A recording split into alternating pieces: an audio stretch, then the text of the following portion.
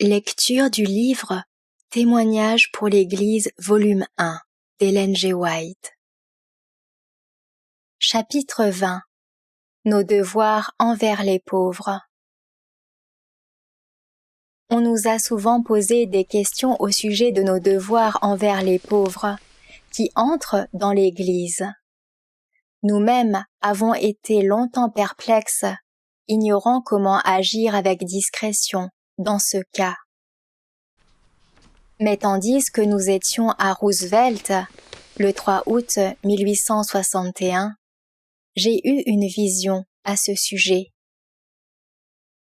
Dieu n'exige pas que nos frères prennent en charge chaque famille pauvre qui adhère au message du troisième ange. Si c'était le cas, il faudrait cesser d'évangéliser de nouveaux territoires, car les caisses seraient vidées par les secours accordés aux nécessiteux.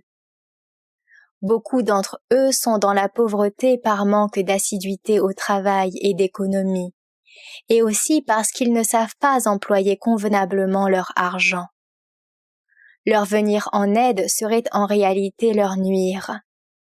Certains seront toujours pauvres. Leur procurer tous les avantages ne leur servirait de rien. Ils ne savent pas calculer et dépenseraient vite tout ce qui serait en leur possession, que ce soit beaucoup ou peu. Certaines personnes ignorent ce que veut dire renoncer à elles-mêmes et économiser afin de se préserver des dettes et d'avoir un peu d'argent de côté en cas de besoin. Si l'Église aidait de telles personnes au lieu de les laisser se tirer d'affaire avec leurs propres ressources, cela leur serait finalement nuisible, car elles s'attendraient que celles-ci continuent à les aider et ne pratiqueraient pas le renoncement et l'économie lorsque leur situation financière le permettrait. Si elles ne recevaient pas de secours chaque fois qu'elles en auraient besoin, Satan les tenterait et les amènerait à être jalouses et à reprocher à leurs frères de ne pas faire leur devoir envers elles. En réalité, elles auraient tort. Elles ne seraient pas les pauvres du Seigneur. Les instructions que nous donne la parole de Dieu à ce sujet ne concernent pas ces cas-là, mais les malheureux et les affligés. Dieu, dans sa providence, a éprouvé certaines personnes pour qu'elles servent elles-mêmes d'épreuve aux autres. Les veuves et les infirmes sont dans l'Église afin d'être une source de bénédiction pour elles. Ils sont un des moyens que Dieu a choisis pour développer le caractère de ceux qui se prétendent les disciples de Jésus-Christ et leur donner une occasion de manifester les traits de celui de notre Rédempteur compatissant. Veuves, orphelins et infirmes. Bien des gens qui ont de la peine à vivre célibataires se décident à se marier et à élever une famille, alors qu'ils se savent fort bien hors d'état de l'entretenir. Ce qui est pire encore, c'est qu'ils ne savent pas diriger une famille. Tout leur comportement se ressent de leurs habitudes de négligence et de mollesse.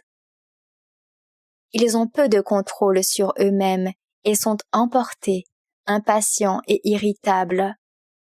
Quand de telles personnes deviennent adventistes, elles pensent qu'elles ont droit à l'assistance de leurs frères plus fortunés.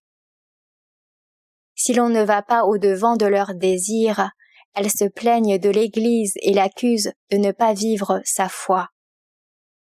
Mais qui doit souffrir en pareil cas? L'œuvre de Dieu doit-elle être sapée à la base et les caisses vidées pour subvenir à l'entretien de ces familles nombreuses? Assurément non. Ce sont les parents qui doivent en supporter les conséquences. D'une façon générale, ils ne seront pas plus gênés qu'ils ne l'étaient avant d'observer le sabbat. Il y a dans le cœur de certains de nos pauvres un mal qui les perdra s'ils n'arrivent pas à en triompher. Ils ont accepté la vérité en gardant leurs habitudes grossières, rudes et incultes.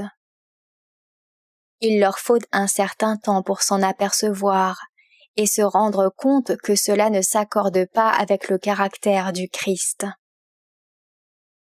Ils considèrent ceux qui sont plus rangés et cultivés comme des gens fiers, et on peut les entendre dire « La vérité nous abaisse tous au même niveau ». Mais c'est une erreur complète de penser que la vérité abaisse celui qui l'accepte. Au contraire, elle élève, affine les goûts, sanctifie le jugement et, si elle est vécue, rend de plus en plus apte à la société des saints anges dans la cité de Dieu. La vérité est destinée à nous amener tous à un niveau élevé.